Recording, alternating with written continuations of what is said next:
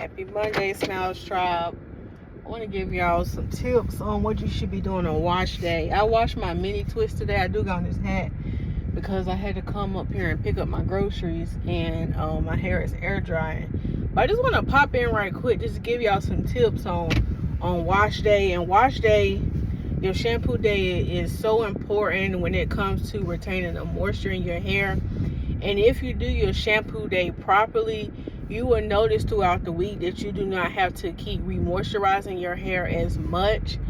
And you're going to just find it easier the more and more you get better with your shampoo day. So these are some things, some essential things you should be doing when it's your shampoo day. So the first thing I want you to keep in mind, what you doing, cuz? Now you could have turned. Don't act like your car is that big.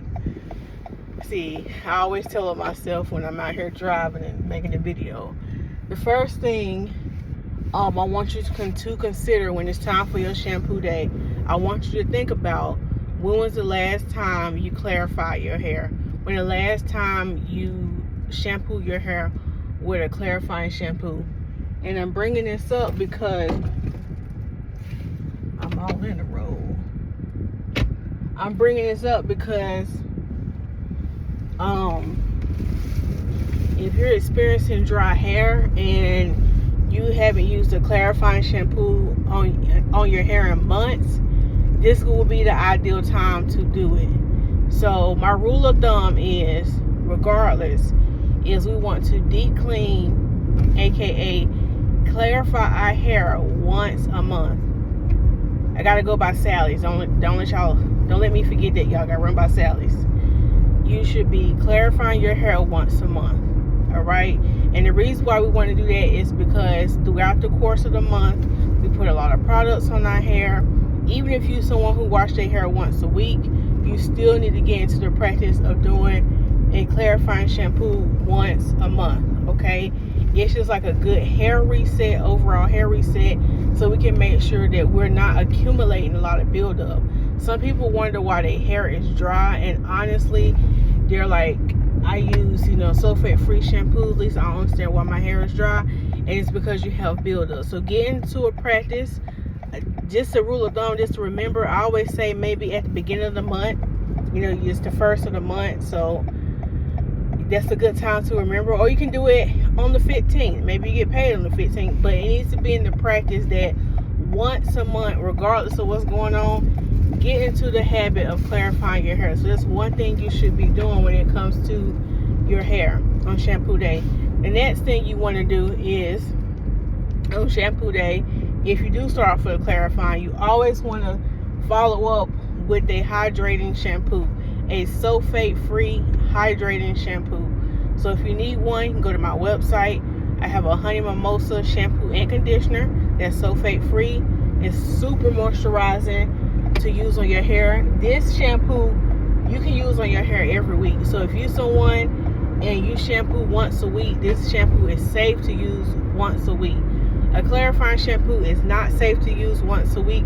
The only exception I would make for someone using a clarifying shampoo on their hair once a week is for those who are swimmers. Like if you're a swimmer, or let's just say you got in a pool this week, that's your exception. But still, even if you use a clarifying, you always follow it with a hydrating shampoo.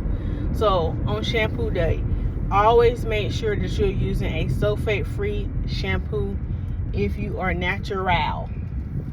The other thing I want to say and I want to point out is, when you shampoo your hair, do not rush the process. A lot of times we're just trying to get it done, and we're not really taking our time to really shampoo our hair. And I'm really talking to the girls who have the thick, high density hair. I know it can kind of seem like a lot, but you in particular, do not rush. And the reason why I'm saying this is because with that thick hair, a lot of product and stuff gets stuck. So when you shampoo your hair, the ones who got that thick hair, you want to open those strands up and really rub that shampoo on the scalp. Open it up, rub it on that scalp. And you got to open it up on multiple areas. Don't let me forget, Sally's is right here. Let me turn. I might have to pause the video and I go in Sally's, got to run and get something right quick. But yeah, you want to open that hair up and make sure that when you are shampooing your hair, regardless if you got thick hair or not, really put your concentration on your scalp.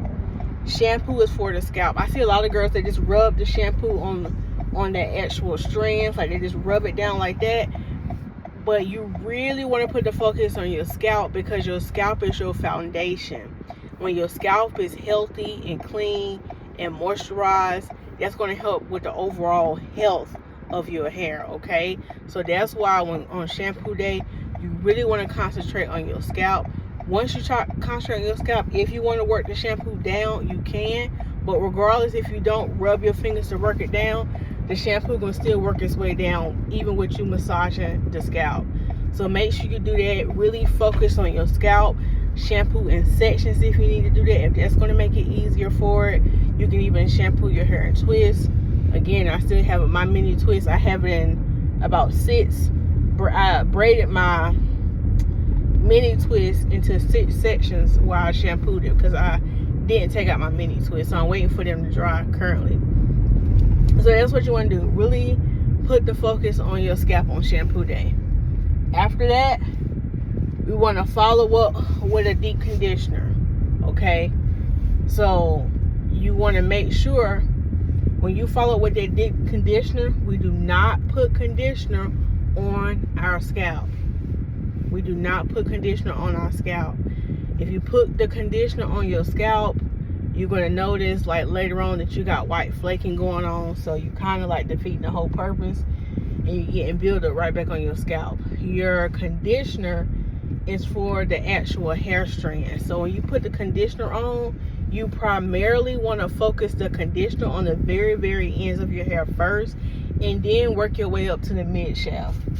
And the reason why I say that is because the ends and the mid shaft of your hair is the oldest. It's the most fragile. It's the one that needs the most attention. So you really don't even have to get it close to your scalp, because that hair that's close to your scalp, that's a little bit more healthier than the end. So I always say, here's my hair, mid shaft to ends. You want to focus that conditioner on, and make sure when you put the conditioner on, don't just put it on and like don't work it through. And what I mean by working it through is get you a detangling brush, get you a comb, and really work it through, because you combing and brushing that conditioner through is going to help that conditioner get evenly distributed throughout your all hair strands. So y'all, I just got the salads. I'm gonna pause this video and run the salads right quick, and I'll call y'all back when I get in the car.